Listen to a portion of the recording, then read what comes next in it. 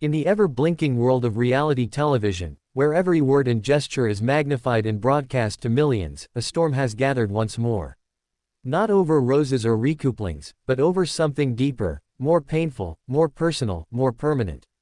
This time, the spotlight is not illuminating love stories, but shedding harsh light on a moment of ignorance, a word with centuries of harm behind it, and the deeply human reaction of one woman who had no choice but to speak out. Jenn Tran, at 27, stands not only as the newest lead of The Bachelorette, but as a symbol of progress. A physician assistant student. A proud Asian American woman. A voice the franchise long denied but finally embraced. And now, once again, she finds herself having to explain why her identity should not be subject to ridicule or reduction. When news broke that Sierra Ortega, a former Love Island USA contestant, had used a racist slur, one long weaponized against Asians, to describe her own eyes in a now resurfaced 2024 post, it sent tremors through communities already scarred by casual racism and media ignorance. Jenn did not sit quietly. She took to TikTok, not for followers or fame, but to express the weight of that word. To speak directly, candidly, heartbreakingly, about what it feels like when your features, your history, your very identity are reduced to punchlines or procedures. Her voice cracked not from performance, but from truth. From lived experience. This word, she said, is demeaning and demoralizing. And in that one sentence, she summed up the pain of millions. Her video struck a chord. It wasn't rehearsed. It wasn't manufactured for virality. It was real. And in its honesty, it garnered over 1.8 million views in just days.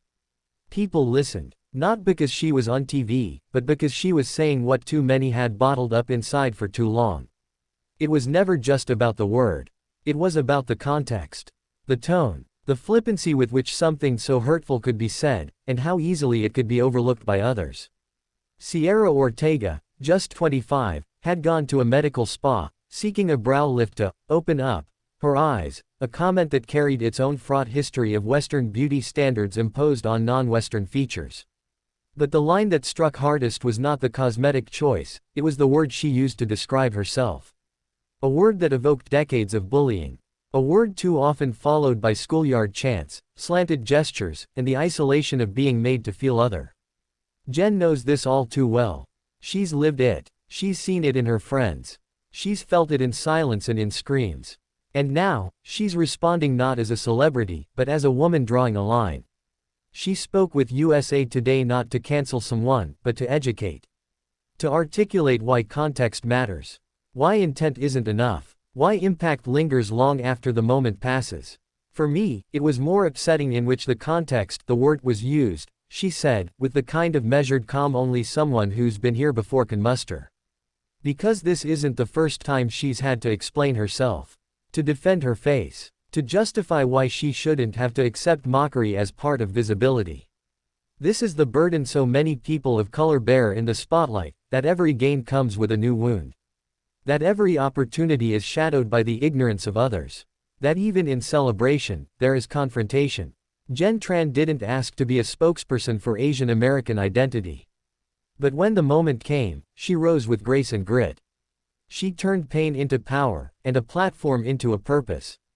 This moment is not just about one woman, or one word, or one show.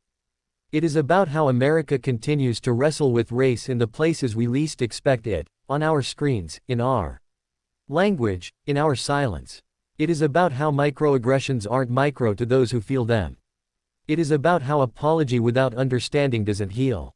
It is about how beauty standards shaped by Eurocentric ideals continue to haunt those born with features deemed different.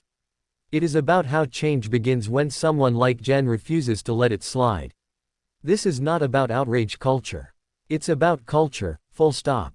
It's about who gets to speak, who gets to be offended, and who gets to decide when something wasn't that bad.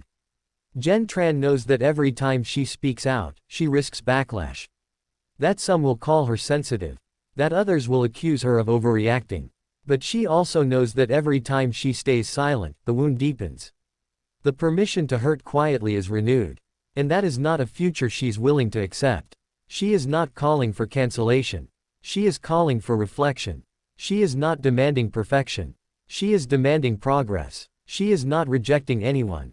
She is asking us all to do better. Because the eyes we mock today may be the eyes of the surgeon who saves your life tomorrow. Because the slur we say in jest may be the memory that shapes a child's self-worth forever.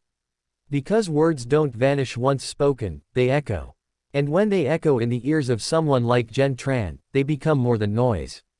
They become motivation. To speak. To teach. To build a world where little girls with almond eyes don't grow up wanting to change them.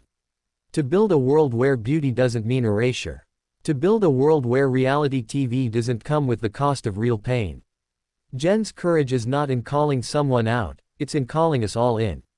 Into conversation. Into accountability. Into empathy. She is a woman, a scholar, a role model, and yes, a bachelorette. But above all, she is human. And she deserves to live in a world where her features are not footnotes to someone else's punchline.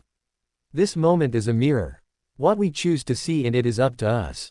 Will we dismiss this as drama? Or will we confront the discomfort it brings?